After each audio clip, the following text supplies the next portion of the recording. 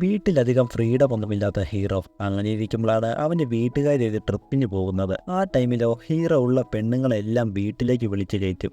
എന്നിട്ട് അവരുമായി പല പരിപാടിയും നടത്തും. പറഞ്ഞു വരുന്നത് 1983 ഇറങ്ങിയ റിസ്കി ബിസിനസ് എന്ന മൂവിയെ പറ്റിയാണ്. അപ്പം നമുക്ക് ടൈം കളയാതെ നേരെ വീഡിയോയിലേക്ക് പോകാം. മൂവി തുടങ്ങുമ്പോൾ തന്നെ നമ്മുടെ പടത്തിലെ ഹീറോയെ കാണിക്കും. ഹീറോ ആണെങ്കിലോ നല്ല അടിച്ചു പൊളിച്ച് കൂട്ടുകാരുമൊക്കെ ആയിട്ട് നടക്കാൻ ഇഷ്ടപ്പെടുന്ന ഒരാളാണ്. പക്ഷെ വീട്ടിലാണെങ്കിലോ അവന് വലിയ ഫ്രീഡവും ഇല്ലായിരുന്നു.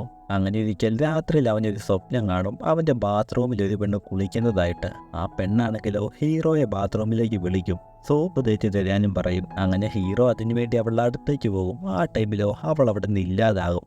അപ്പോഴാണ് ഹീറോ സ്വപ്നത്തിൽ നിന്ന് ഞെട്ടി എഴുന്നേൽക്കുന്നത്. നോക്കിയപ്പോഴോ ടൈം ഒരുപാട് പോയിട്ടുണ്ടായിരുന്നു. അവൻ അവിടെ നിന്ന് എങ്ങനെയൊക്കെ സ്കൂളിലേക്ക് ഓടിയെത്തും. അന്ന് അവൻ എക്സാം ഉള്ള ദിവസമായിരുന്നു. പക്ഷെ സ്വപ്നം കാരണം അവൻ്റെ എക്സാം മിസ്സാകുകയും ചെയ്യും. പിന്നീട് ഹീറോ കൂട്ടുകാരനുമായിട്ട് മിണ്ടിയും പറഞ്ഞുമൊക്കെ ഇരിക്കും. ആ ടൈമിലാണ് ഹീറോ അവൻ്റെ വീട്ടുകാർ ഉടനെ ഒരു ട്രിപ്പിന് പോകുന്നുണ്ടെന്നുള്ള കാര്യം പറയുന്നത്. ഇത് കേട്ട ഫ്രണ്ട് അവനോട് പറയും, ഇത് നല്ല ഫ്രീഡം കിട്ടുന്ന ടൈമാ, ഇത് നീ മാക്സിമം ഉപയോഗിച്ചോളാൻ. അങ്ങനെ പിറ്റേ ദിവസം രാവിലെ ഹീറോയുടെ വീട്ടുകാർ അവിടെ നിന്ന് പോകാനായിട്ട് റെഡിയാകും. കാറിൽ പോകുന്ന ടൈമിൽ ഹീറോയോട് ചെയ്യാൻ പാടുള്ളതും ചെയ്യാൻ പാടില്ലാത്തതുമായ കാര്യങ്ങൾ കുറേ പറയും. അവർ കുറേ കാര്യങ്ങളിൽ ഹീറോയെ ലിമിറ്റ് ചെയ്തിട്ടുണ്ടായിരുന്നു. അതായത് കാർ ഓടിക്കല്ലെന്നും അങ്ങനെ പല കാര്യങ്ങൾ. ഈ ടൈമിൽ തന്നെ നമുക്ക് പിടികിട്ടും അവൻ്റെ വീട്ടുകാർ എത്രമാത്രം ഫ്രീഡം അവന് കൊടുക്കുന്നുണ്ടെന്നുള്ളത്. അങ്ങനെ അവൻ്റെ വീട്ടുകാർ അവിടെ നിന്ന് ട്രിപ്പിന് പോകും. ഹീറോ ആണെങ്കിലോ വീട്ടിലേക്ക് നല്ല ഹാപ്പി ആയിട്ട് വരും. കുറേ നാൾ കൂടിയാണ് അവൻ ഇങ്ങനെ ഒരു ഫ്രീഡം കിട്ടുന്നത്. അങ്ങനെ പിറ്റേ ദിവസം ഹീറോ സ്കൂളിലേക്കൊക്കെ പോയ ശേഷം വീട്ടിലേക്ക് വരും.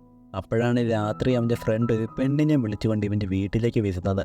നിൻ്റെ വീട്ടിൽ ആരുമില്ലെന്ന് അറിഞ്ഞുകൊണ്ട് വന്നതാണെന്ന് അവൻ ഹീറോയോട് പറയും. അതിന് ശേഷം നിൻ്റെ റൂം എവിടെയാണെന്ന് ഫ്രണ്ട് ഹീറോയോട് ചോദിച്ച ശേഷം അവളെ വിളിച്ചുകൊണ്ട് റൂമിലേക്ക് പോവുകയും ചെയ്യും. എന്തെങ്കിലുമൊക്കെ ആട്ടെ എന്ന് ഹീറോയും ഓർക്കും. മുകളിലത്തെ റൂമിൽ കിടന്ന ഫ്രണ്ട് പരിപാടി നടത്തുകയായിരുന്നു. അതിൻ്റെ ശബ്ദം മുഴുവൻ താഴെ കേൾക്കുകയും ചെയ്യാമായിരുന്നു. ഹീറോയും വേറൊരു ഫ്രണ്ടും ഇത് കേട്ട് ആസ്വദിക്കുകയും ചെയ്യും. കുറച്ച് കഴിഞ്ഞ് സഹിക്ക വയ്യാതെ രണ്ടുപേരും കാറും എടുത്തുകൊണ്ട് പുറത്തേക്ക് പോകും. ആ ടൈമിൽ കൂടെയുള്ളൊരു കാറുമായിട്ട് ഹീറോ റേസും നടത്തും.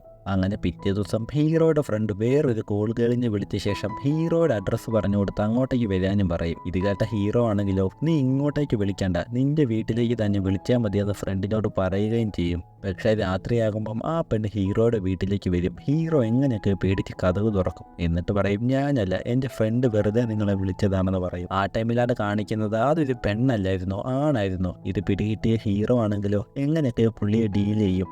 കുറച്ച് കാശെടുത്ത് കൊടുത്ത ശേഷം ടാക്സി വിളിച്ച് പറഞ്ഞു വിടുകയും ചെയ്യും. ആ ടൈമിലാണ് ആ പുള്ളിക്കാരൻ വേറൊരു പെണ്ണിൻ്റെ നമ്പർ ഹീറോയ്ക്ക് കൊടുക്കും. എന്നിട്ട് പറയും, നിനക്ക് എന്തെങ്കിലും ആവശ്യമുണ്ടെങ്കിൽ ഇതിലേക്ക് വിളിച്ചാൽ മതിയെന്ന്. അങ്ങനെ പുള്ളി അവിടെ നിന്ന് പോയ ശേഷം ഹീറോ കുറേ ആലോചിക്കും, ഇത് വേണോ വേണ്ടയോ എന്ന്. പിന്നീട് അവൻ ഓർക്കും, കിട്ടിയ ചാൻസ് അല്ലേ, അതുകൊണ്ട് മാക്സിമം ഉപയോഗിച്ചേക്കാമെന്ന്. അങ്ങനെ ഹീറോ ആ പെണ്ണിനെ വിളിക്കും. വീട്ട് അഡ്രസ്സ് എല്ലാം പറഞ്ഞു കൊടുത്ത ശേഷം ആ പെണ്ണ് വീട്ടിലേക്ക് വരികയും ചെയ്യും. അങ്ങനെ രാത്രി ഹീറോയും ആ പെണ്ണും തമ്മിൽ നല്ല പണി നടത്തും. രാവിലെ വരെ നടത്തും. ഈ ഒരു ടൈമിലെല്ലാം ഹീറോ അവൻ്റെ യഥാർത്ഥ പേര് ആ പെണ്ണിന് പറഞ്ഞു കൊടുത്തിട്ടുമില്ലായിരുന്നു. അങ്ങനെ പിറ്റേ ദിവസം രാവിലെയാകും. ആ ടൈമിൽ ഹീറോ അവൻ്റെ യഥാർത്ഥ പേര് ആ പെണ്ണിന് പറഞ്ഞു കൊടുക്കുകയും കുറേ സംസാരിക്കുകയും ഒക്കെ ചെയ്യും. ആ ടൈമിലാണ് ആ പെണ്ണ് വലിയൊരു റേറ്റ് പറയുന്നത്. ഇത് കേട്ട ഹീറോ ആണെങ്കിലോ, ഇപ്പോൾ എൻ്റെ പണമില്ല, ഞാൻ ബാങ്കിൽ പോയി എടുത്തിട്ട് വരാമെന്ന് പറയും. ഹീറോ ബാങ്കിലേക്ക് പോയി പണമെല്ലാം എടുത്തിട്ട് വരുമ്പോഴോ ആ പെണ്ണ് വീട്ടിലില്ലായിരുന്നു. അവളാണെങ്കിലോ അവിടെയുള്ള ഹീറോയുടെ അമ്മയുടെ വലിയ ഡയമണ്ട് അടിച്ചോണ്ടായിരുന്നു പോയത്. ₹1,00,000 വിലയുള്ള ഒരു ഡയമണ്ട് ആയിരുന്നു അത്. ഇതറിഞ്ഞ ഹീറോ ആണെങ്കിലോ നല്ലപോലെ പേടിക്കും. പേടിയോടെ ഈ കാര്യമെല്ലാം അവൻ്റെ ഫ്രണ്ടിൻ്റെ അടുത്ത് പറയുകയും ചെയ്യും. അങ്ങനെ ഫ്രണ്ടും ഹീറോയും കൂടി അവൾ വരാൻ ചാൻസ് ഉള്ളൊരു ഹോട്ടലിലേക്ക് പോകും. അതുപോലെ തന്നെ നടക്കുകയും ചെയ്യും. ഹീറോയിൻ അങ്ങോട്ടേക്ക് വരും. പക്ഷേ ഹീറോയ്ക്ക് അവളോട് മിണ്ടാൻ ടൈം കിട്ടിയില്ല. അതിന് മുമ്പ് ഹീറോയിൻ ഇവൻ്റെ അടുത്തേക്ക് വരും. ഹീറോയുടെ അടുത്തേക്ക് വന്ന ഇവളെ എനിക്കിത് ഹെൽപ്പ് ചെയ്യാമോ എന്ന് ചോദിച്ച് ഹീറോയുമായി കാറിലേക്ക് കയറും. ഹീറോ ആണെങ്കിലോ, എനിക്കാദ്യം ആ ഡയമണ്ട് എങ്കിൽ കാർ എടുക്കാമെന്നും പറയും. ഹീറോയിൻ പറയും, അത് ഞാൻ ഉറപ്പായിട്ട് തരും, പക്ഷേ നീ ഇപ്പം കാർ എടുക്കുക, ഞാനിത് അപകടത്തിലാണെന്ന് പറയും.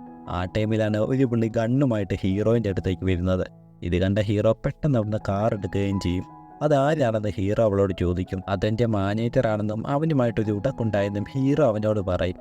മാനേജർ പുറകെ ഫോളോ ചെയ്ത് വരുന്നുണ്ടായിരുന്നു. ഹീറോ എങ്ങനെയൊക്കെ കാറ് സ്പീഡിൽ ഓടിച്ച് വീട്ടിലേക്ക് എത്തും. അങ്ങനെ പിറ്റേ ദിവസം രാവിലെ എഴുന്നേൽക്കുമ്പം അവൾ ഹീറോയ്ക്ക് വേണ്ടി ഫുഡെല്ലാം ഉണ്ടാക്കി വെച്ചിട്ടുണ്ടായിരുന്നു. ഇതൊക്കെ കണ്ട ഹീറോ അവളോട് പറയും, എൻ്റെ ഡയമണ്ട് എന്നിട്ട് ഇവിടുന്ന് വേഗം പോകാൻ പറയും. ഹീറോയിൻ പറയും, അത് ഉറപ്പായിട്ടും തരും, പക്ഷേ എനിക്ക് കുറച്ച് ടൈം വേണം, എങ്കിൽ മാത്രമേ തരാൻ കഴിയുള്ളൂ എന്ന് പറയും. അങ്ങനെ ഹീറോ എങ്ങനെയൊക്കെ ഇതിന് സമ്മതിക്കും. അതോടൊപ്പം തന്നെ നീ വീട്ടിൽ നിന്നോ, പക്ഷേ ഇനി ഇവിടെ നിന്നൊന്നും അടിച്ചു മാറ്റില്ലെന്നും അവളോട് പറയും. പറഞ്ഞ ശേഷം ഹീറോ അവിടുന്ന് സ്കൂളിലേക്ക് പോകും. അങ്ങനെ ഹീറോ എങ്ങനെയൊക്കെയോ ക്ലാസ്സിലിരുന്ന ടൈം കളയും. പിന്നീട് വൈകിട്ട് ഹീറോ വീട്ടിലേക്കും വരും. നോക്കുമ്പോഴോ ഹീറോയിന് ഏതൊരു പെണ്ണിനെ വീട്ടിൽ വിളിച്ചു കയറ്റിയേക്കുന്നു. ഇത് കണ്ട ഹീറോയ്ക്ക് നല്ല ദേഷ്യം വരും. അതുകൊണ്ട് തന്നെ രണ്ടുപേരെയും തെറി പറഞ്ഞ് വീട്ടിൽ നിന്ന് പറഞ്ഞു വിടും. അങ്ങനെ രണ്ടുപേരും അവിടുന്ന് പോകും. എല്ലാം പോയല്ലോ എന്നോർത്ത് ഹീറോ ഹാപ്പിയാകും. അപ്പോഴാണ് അടുത്ത കഷ്ടകാലം. ഹീറോയിൻ്റെ മാനേജർ അങ്ങോട്ടേക്ക് വരും.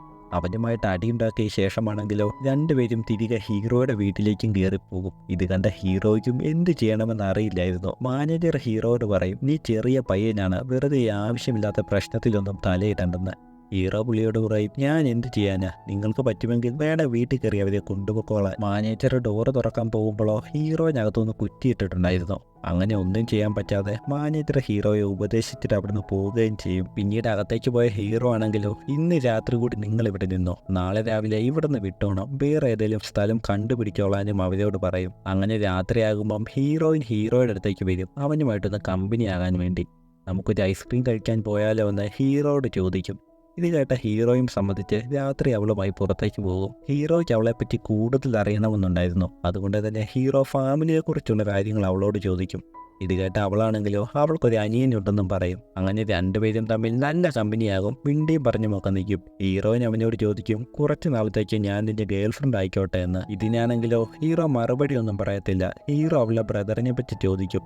ഇത് കേട്ട ഹീറോയിനാണെങ്കിലോ കുറച്ച് കഴിയുമ്പോൾ ദേഷ്യം വന്ന് അവിടുന്ന് പോവുകയും ചെയ്യും. ആ ഒരു ടൈമിലാണ് ഹീറോയുടെ കാറിൻ്റെ കൺട്രോൾ പോയി അത് വെള്ളത്തിലേക്ക് പോകുന്നത്. കാറിന് നല്ല പണി കിട്ടിയിട്ടുണ്ടായിരുന്നു.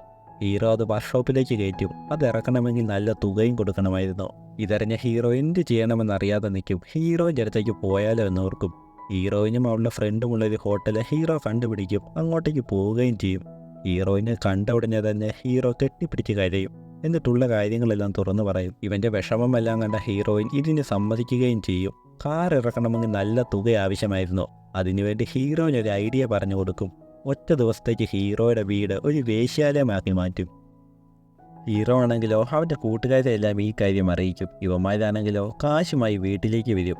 അതോടൊപ്പം തന്നെ ഹീറോയിൻ അവൾക്കറിയാവുന്ന പെണ്ണുങ്ങളെയെല്ലാം അങ്ങോട്ടേക്ക് കൊണ്ടുവരികയും ചെയ്യും. പിന്നെ പറയണ്ടല്ലോ, അകത്ത് പണി തന്നെ പണി. ആ ഒരു ടൈമിലാണ് പുറത്തുള്ള ആൾക്കാരും ഈ കാര്യം അറിയുന്നത്. പിന്നീട് പുറത്തുള്ള ആൾക്കാരും ഹീറോയുടെ ഈ പാർട്ടിയിലേക്ക് പങ്കെടുക്കാനായി വരും. ആ ഒരു ടൈമിലാണ് ഹീറോയുടെ ജോലിക്ക് വേണ്ടി അവനെ ഇൻ്റർവ്യൂ ചെയ്യാനായി ഒരു പുള്ളി വരുന്നത്. പുള്ളി അകത്തേക്ക് വരുമ്പോഴോ മുഴുവൻ ശബ്ദവും ബഹളവും ഒക്കെ ആയിരുന്നു.